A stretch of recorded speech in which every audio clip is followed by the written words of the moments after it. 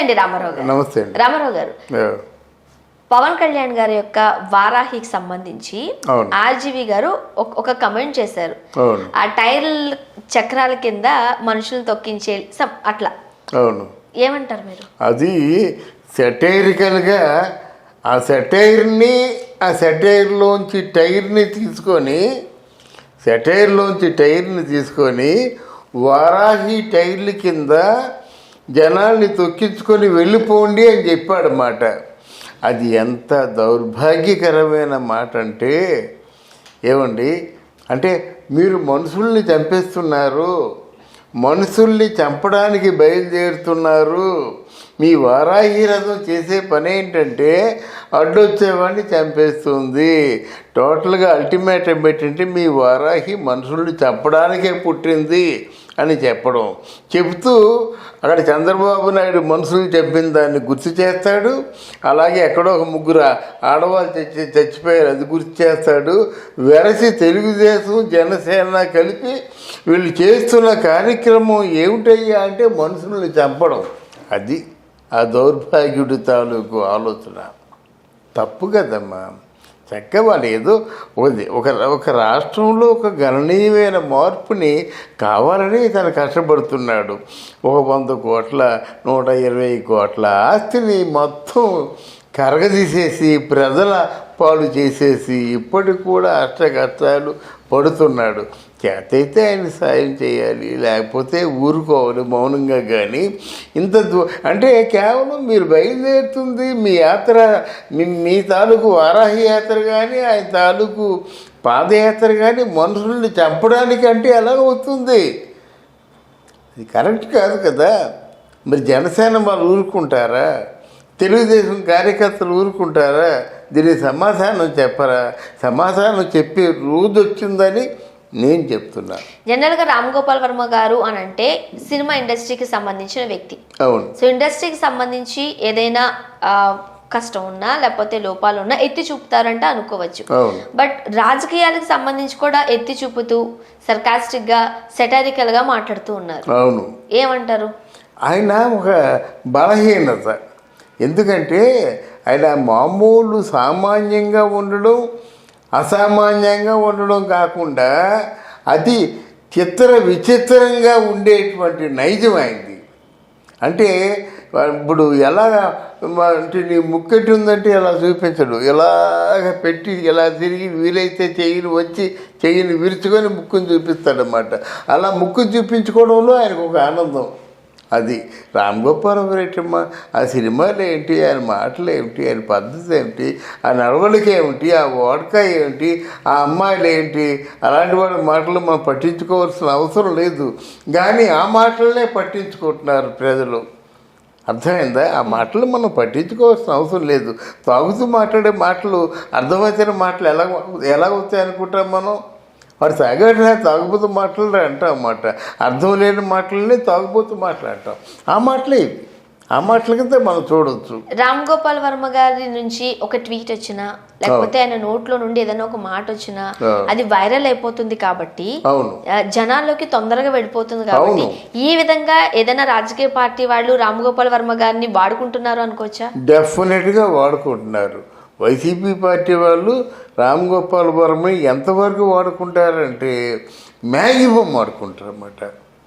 ఎందుకంటే వాళ్ళ నీచమైన బుద్ధి వాళ్ళది. ఎందుకంటే శ్రీరెడ్డిని వాడుకుంటున్న వాళ్ళు, ఎందుకంటే పాప అమ్మాయి ఆ బ్రతుకు తెరువు కోసం ఏదో చేసుకుంటుంది, నా బొట్టు కూడా అమ్మాయి గురించి మాట్లాడకూడదు ఎందుకంటే పెద్దవాడిని. కానీ అట్లాంటి వాళ్ళని కూడా రెచ్చగొట్టి వాడుకుంటున్న వాళ్ళు ఇంకా రామ్ గోపాల్ వర్మని వాడుకోరమ్మా. ఎందుకు వాడుకోరు? బ్రహ్మాండంగా వాడుకుంటారు. రామారావు గారు, ఏదైనా ఒక కరెంట్ సిచ్యువేషన్ ఉందనుకోండి, ఆర్జీవి గారు దానికి సంబంధించి ఒక సినిమా తీయడము లేకపోతే ఇంకో పని ఏదన్నా చేయడం లాంటివి చేస్తూ ఉంటారు. మరి ప్రస్తుత సిచ్యువేషన్స్ చూసి జనసేనకు సంబంధించి కావచ్చు లేకపోతే ఈ వారాహి రథానికి సంబంధించి కావచ్చు, సో రకరకాల సెటైర్లు వేస్తూ ఉన్నారు. సో దానికి సంబంధించి కూడా ఆయన ఇటువంటి పని ఏదైనా చేసే అవకాశం ఉందంటారా? అంటే ఆయన డెఫినెట్గా ఆయన అనుకున్నది ఏమిటంటే ఒక సంకల్పంతో వెళుతున్న దాన్ని ఒక దీక్షతో చేస్తున్న పనిని భగ్నం చేయడం అమ్మ. ఇప్పుడు ఈయన వారాహి రథయాత్ర ప్రజల మధ్యకి వెళ్ళి ఆ ప్రజల్లో ఉన్నటువంటి సమస్యల్ని వెలికి తీసి ఆ సమస్యలకి పరిష్కారాన్ని చూపిద్దామని వెళ్తున్నాడు. అలాంటి వాడిని ఇప్పుడు మీకు కర్ణుడు ఉన్నాడు. కురుక్షేత్రంలో కర్ణుడు బయలుదేరడం ఎలా బయలుదేరాడు అంటే చాలా యుద్ధాన్ని ఒక రోజులో ముగించేద్దామని బయలుదేరాడన్నమాట.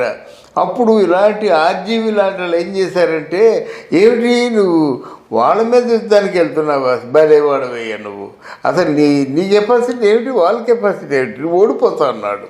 తర్వాత నువ్వు యుద్ధానికి వెళ్తున్నావు కానీ భూదేవిని శపించింది కదా అన్నాడు. నువ్వు యుద్ధంలో నీ తాలూకు మంత్రశక్తులన్నీ కూడా మాయమైపోతాయి కదా, శపించింది కదా అన్నాడు. మొత్తం నిర్వీర్యం అయిపోయాడు అన్నమాట. అంటే యుద్ధంలో మనుషుల్ని నిర్వీర్యం చేసే వాళ్ళు కొంతమంది ఉంటారు. అప్పుడు భారతంలో శల్యుడు ఉండేవాడు, ఇక్కడ మన ఆర్జీవి రామ్ గోపాల్ వర్మ ఉంటున్నాడు అన్నమాట. ఈ తాలూకు మాటలు మామూలు కాదు, వాళ్ళు నిర్వీర్యం చేసే మాటలు, వాళ్ళని మైండ్గా అన్నమాట, అదే అంటే కృంగిపోయే మాటలు అన్నమాట. ఇలాంటి మాటలు మాట్లాడి పాపం మూట కట్టుకోవడం తప్ప ఆయన ఏం చేస్తాడు చెప్పండి? ఓ మర్చిపోయి ఏమైనా చేయగలడా? సినిమాల్లో మెగా ఫ్యామిలీకి చాలా మంది అభిమానులు ఉన్నారు. అవును. మరి ఇటువంటి మాటలు కనుక రామ్ గోపాల్ వర్మ గారు రైట్ అవాకులు చవాకులు పేలితే ఇక ఊరుకునేది లేదు అంటూ కూడా అవును రైట్ అభిమానులే తేటతెల్లం చేస్తూ ఉన్నారు ఎప్పటికప్పుడు. అది రామ్ గోపాల్ వర్మకి మెగా హీరోకి చాలా కాలం బట్టి గొడవలు ఉన్నాయమ్మా, చాలా కాలం బట్టి గొడవలు ఉన్నాయన్నమాట. ఆ గొడవలు అలా కంటిన్యూ అవుతున్నాయి. రామ్ గోపాల్ వర్మ ఒక వెధవ అన్నప్పుడు కూడా ఆయన మానలేదు. నాగబాబు స్కౌన్ వాడు ఇడియట్, వాడికి ఏం తెలుసు అని చెప్పినప్పుడు కూడా ఆయన అలాగ వెంటబడుతూనే ఉన్నాడన్నమాట. అదొక ఆనందం. అంటే వాడి జీవితం అంతా వాడు ఎంతకాలం మాట్లాడగలుగుతాడు, అంతకంటే ఎక్కువగా నేను మాట్లాడను. ఎంతకాలం మాట్లాడగలుగుతాడో అంతకాలం విషం గక్కుతూనే ఉంటాడు. అది ఇంక ఇటువంటి మాటలకు ఫుల్ స్టాప్ పడే అవకాశం లేదు అంటారా? ఏం లేదు, కాలమే నిర్ణయం. ఇప్పుడు ఇట్లాంటి మాటలు ఫుల్ స్టాప్ పడాలంటే కాలమే నిర్ణయించాలి. ఆ కాలంతో పాటు నోరు మూతపడుతుంది. కానీ వీళ్ళ తన సంకల్పానికి భంగం కలుగుతుందని నా బాధ.